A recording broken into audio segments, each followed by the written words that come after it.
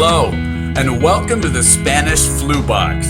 The Mississauga Arts Council and Electra Utilities have gone together to employ an outstanding artist, David Anthony, to provide an illustrated history of how we handled the great pandemic of the 1918-1920 period, literally 100 years ago. And even though the circumstances in 100 years have changed so dramatically, human nature has been slower to change.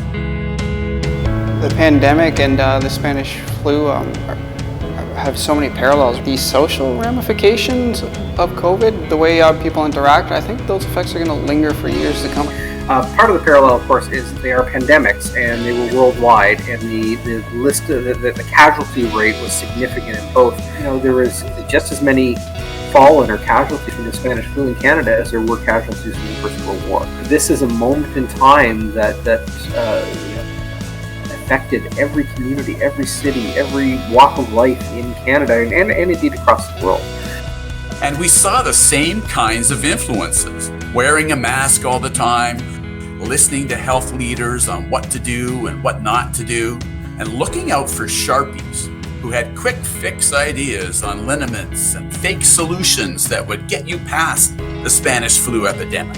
You see the amount of, shenanigans would be the word that was perpetuated. Similar today, right? When you hear about people saying use bleach or use this, or stuff like eat onions.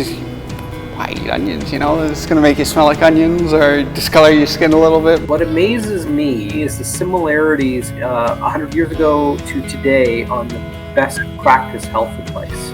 With all our medical knowledge and advances, the best tried and true advice is still the simplest.